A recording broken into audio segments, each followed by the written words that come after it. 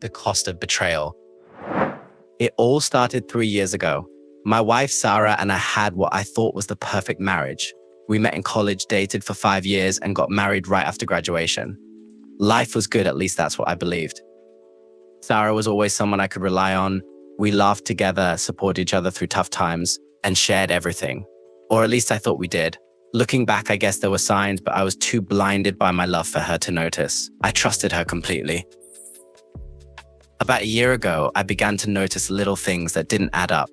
It wasn't anything major, just subtle shifts. She'd come home later than usual from work. Claiming she had meetings, she started spending more time on her phone. But whenever I asked her what she was doing, she'd brush it off. Then there was the sudden interest in working out and changing her appearance. I thought maybe she just wanted to be healthier, but it was more than that. She seemed distant, even when we were together. The real red flag came when I found out she'd been lying about where she was going. I called her office one day, just casually, and was told she had left hours earlier. That night, I confronted her, but she was calm and collected, spinning some story about having to run errands after work. She made me feel like I was overreacting, like I was being paranoid. I didn't want to believe it, but deep down, I knew something was wrong. So I started paying more attention, looking for more concrete proof. It wasn't long before I found it. One night, she told me she was going out with friends. I didn't question it at first, but something felt off. I decided to check her phone while she was in the shower, something I'd never done before. What I found shattered my world. There were messages, hundreds of them, between her and a guy named Mark. They weren't just innocent texts, they were explicit. She was telling him things she never even said to me. My stomach dropped. The worst part. The messages revealed they'd been seeing each other for nearly a year. I was furious, heartbroken, and humiliated. How could she do this to me? I thought about confronting her immediately, but I stopped myself. I wanted to know everything before I made my move. Over the next few weeks, I pretended everything was fine. I acted like the loving husband while gathering more evidence.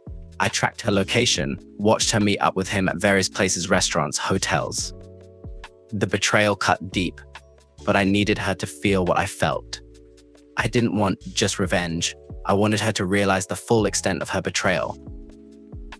I decided to confront her in the most dramatic way possible.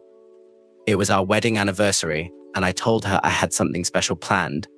I rented out a small restaurant where we first met, had it decorated beautifully, and invited some close friends and family people who loved and supported us. It was supposed to be a celebration of our love, or so she thought. As we sat down to dinner, I stood up to make a toast. Sara smiled at me, completely unaware of what was about to happen.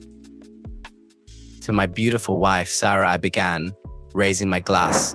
The woman I've spent the last 10 years of my life with, the woman I've trusted and loved with all my heart. But as I've recently learned, not everything is as it seems. Her smile faded, and I could see confusion and fear start to take over. I pulled out my phone, connecting it to the restaurant's projector, and started playing the texts and images from her affair with Mark. I had the entire room's attention now. The silence was deafening. My friends and family watched in shock as Sara's secret life played out before them. She was pale, trembling, her eyes wide with terror. The betrayal was laid bare for all to see. She tried to say something, but I cut her off. You didn't just betray me, Sara. You betrayed everyone here who believed in us, in our marriage, and now you'll face the consequences. I walked out, leaving her sobbing in the middle of the restaurant, humiliated in front of everyone. But that wasn't the end of it. I'd been planning this for months and I wasn't done. A few days later, I filed for divorce, but I made sure to take things a step further. I contacted Mark's wife. Turns out he was married too, and she had no idea. We teamed up, unraveling their lives piece by piece. But the final blow came when I leaked the affair to Sara's workplace. She worked for a company with a strict no fraternization policy, especially when it came to clients. Mark was one of her clients. Within days, she was fired, and her reputation was destroyed. She tried reaching out to me, begging for forgiveness, but I didn't respond. I blocked her on everything. As far as I was concerned, she no longer existed.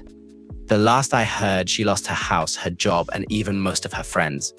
Mark, unsurprisingly, left her too when things got tough. In the end, Sara lost everything. And me? I walked away with my dignity intact and the satisfaction of knowing that she paid the full price for her betrayal.